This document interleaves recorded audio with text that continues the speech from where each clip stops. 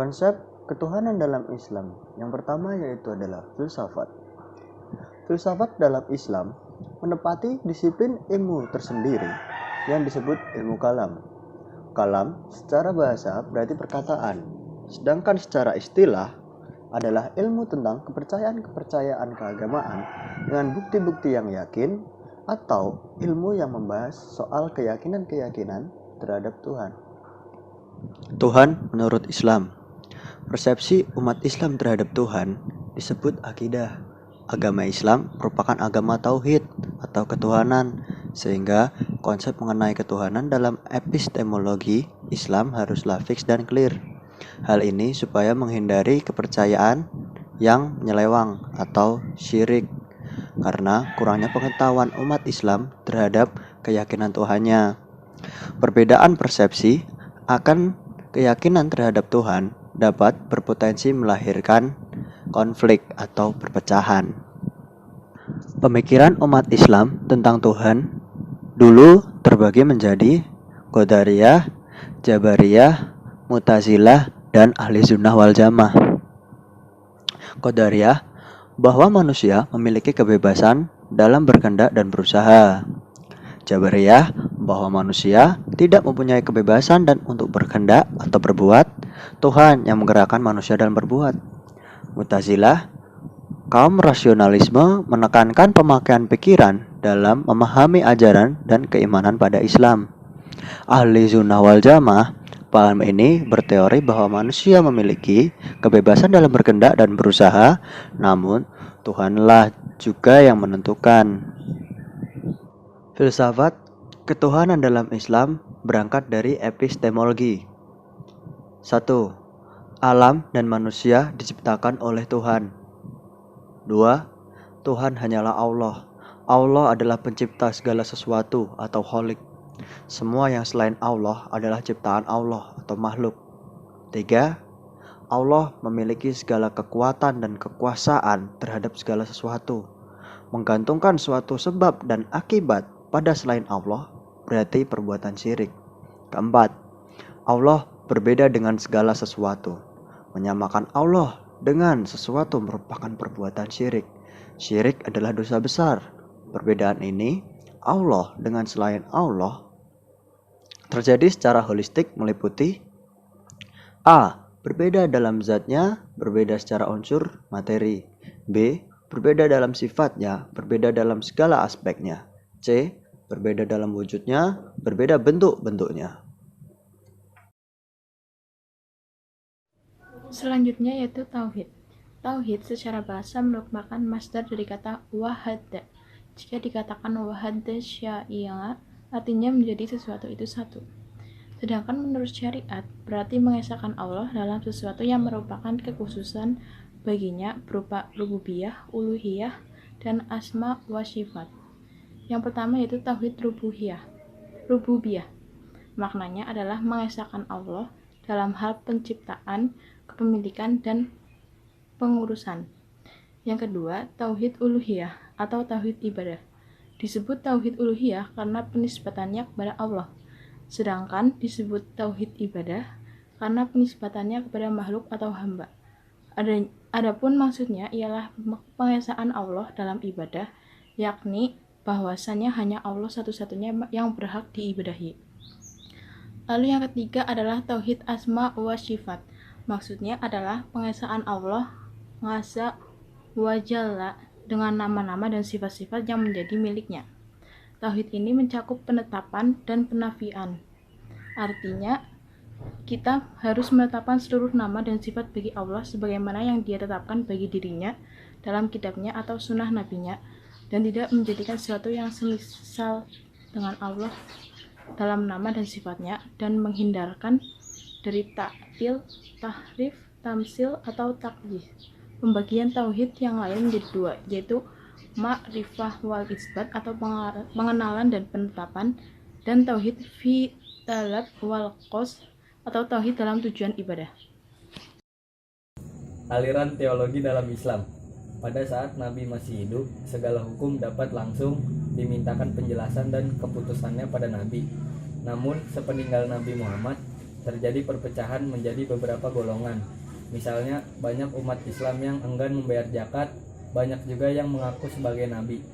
Di antara penyebab yang paling kuat adalah adanya persaingan politik tentang siapa yang berhak menggantikan posisi nabi. Khulafa Rasyidin yang berjumlah 4, yaitu Abu Bakar, Umar, Utsman dan Ali, tidak pernah mendapat dukungan yang benar-benar bulat dari berbagai kalangan umat Islam. Ada saja yang hendak memanfaatkan kondisi demikian. Persaingan politik ini kemudian menjadi perpecahan golongan, dan ketika terjadi perpecahan diperlukanlah dalil-dalil teologi untuk melegitimasi pendapatnya. Terjadilah kemudian aliran-aliran teologi dalam Islam, yaitu yang pertama aliran Khawarij. Khawarij berasal dari kata karaja, artinya keluar, yakni golongan yang kecewa terhadap keputusan Ali yang menerima islah dengan Muawiyah. Yang kedua, aliran Murji'ah. Aliran ini disebut sebagai cikal bakal corak radikalisme Islam. Aliran ini yang disinyalir menjadi dalang timbulnya kekerasan dan pembunuhan terhadap Umar, Utsman maupun Ali. Yang ketiga, aliran Syiah. Aliran ini merupakan pendukung fanatik Ali bin Abi Thalib. Syiah atau Sunni terbagi menjadi beberapa golongan. Salah satunya adalah golongan yang menyebut Ali sebagai nabi bahkan Tuhan.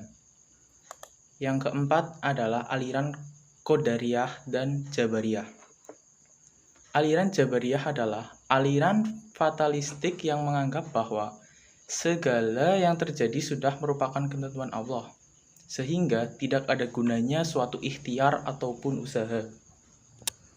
Sebaliknya, Qadariyah adalah aliran yang mengesampingkan aspek Allah sebagai sebab, bahwa yang terjadi di alam ini menurut ketentuan sebab akibat, sehingga lebih mengutamakan usaha-usaha material dibandingkan ritual, misalnya doa. Doa dianggapnya tidak bermanfaat tanpa usaha yang nyata. Yang kelima adalah aliran Mu'tazilah. Aliran Mu'tazilah dikenal sebagai aliran yang bercorak logika, karena selalu mengedepankan argumentasi akal dalam menentukan setiap keputusan.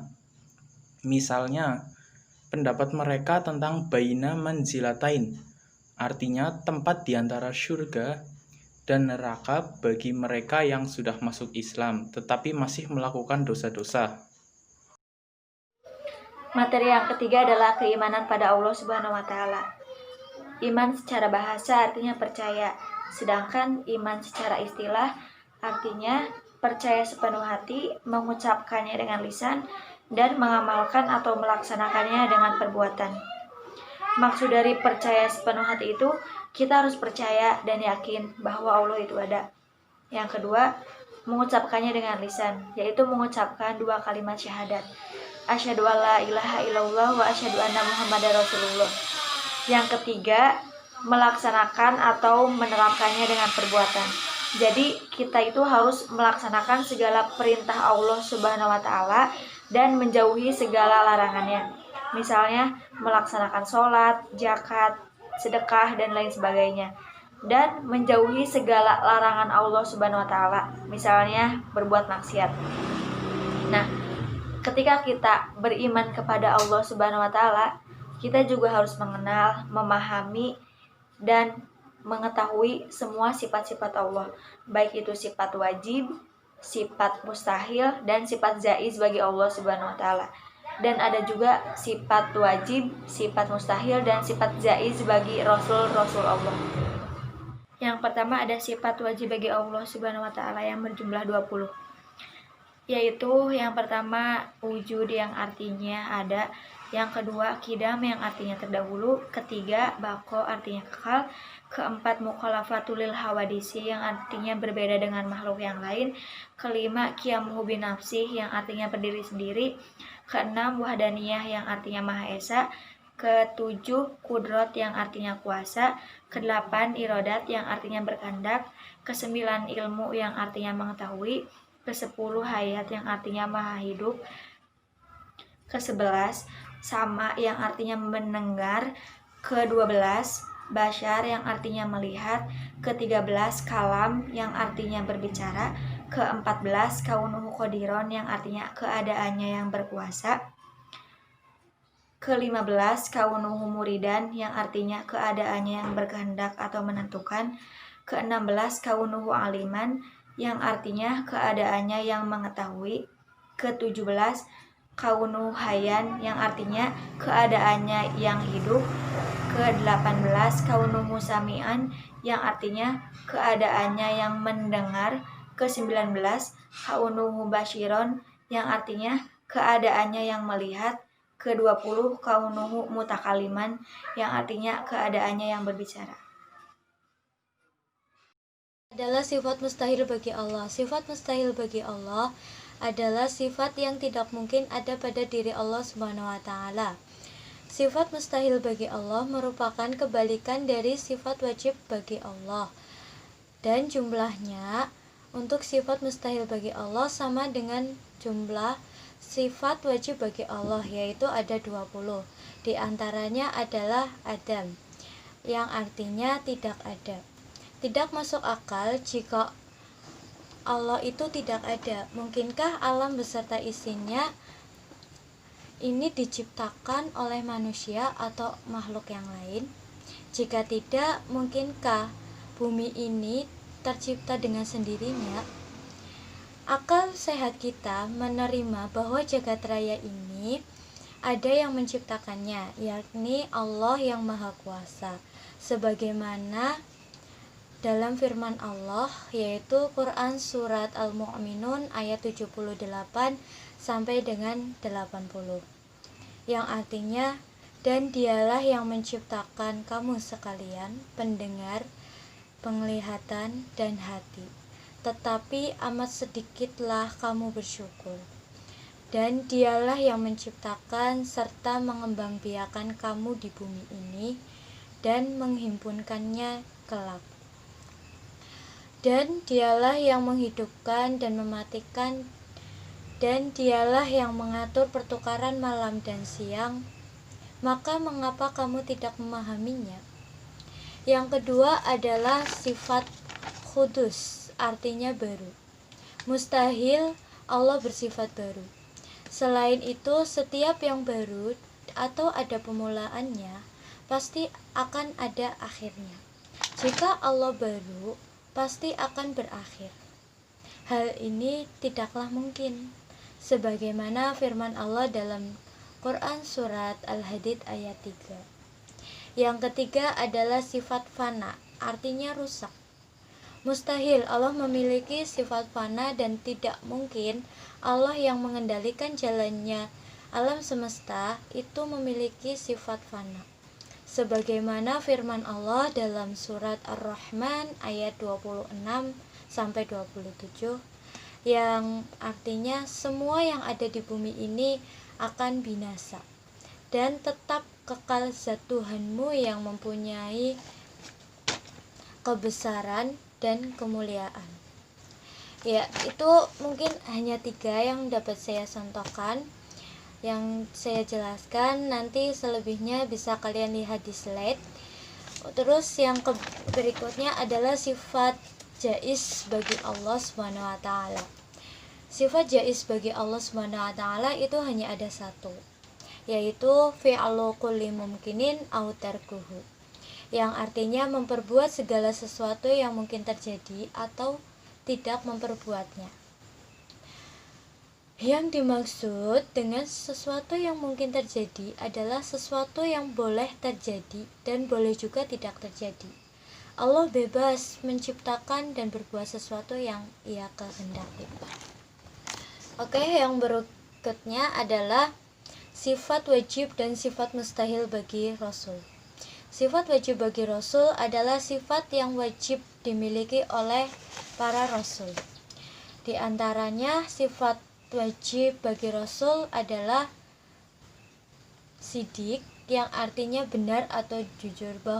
Itu artinya bahwa setiap Rasul itu harus mempunyai sifat benar dan jujur dalam menyampaikan tugasnya atau dalam menyampaikan wahyunya atau dalam berkata. Yang kedua adalah Amanah artinya dapat dipercaya. Jadi sesuatu yang dikatakan itu dapat dipercaya oleh semua orang, oleh umatnya. Yang ketiga adalah tabligh, artinya menyampaikan. Jadi setiap rasul itu wajib menyampaikan apa yang mereka dapatkan atau wahyu yang mereka dapatkan. Yang terakhir yaitu fatonah, artinya cerdas. Mengapa rasul harus cerdas? Karena di sini rasul itu dibebankan atau akan dihadapkan dengan umat yang berbeda-beda dan memiliki tingkat kecerdasan yang berbeda-beda pula.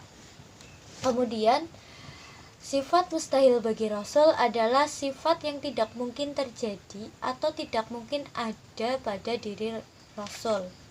Dan sifat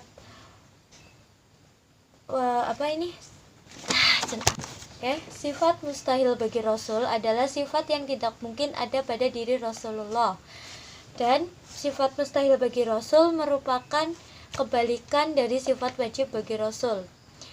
Keempat sifat mustahil bagi Rasul adalah yaitu kadzib, artinya dusta.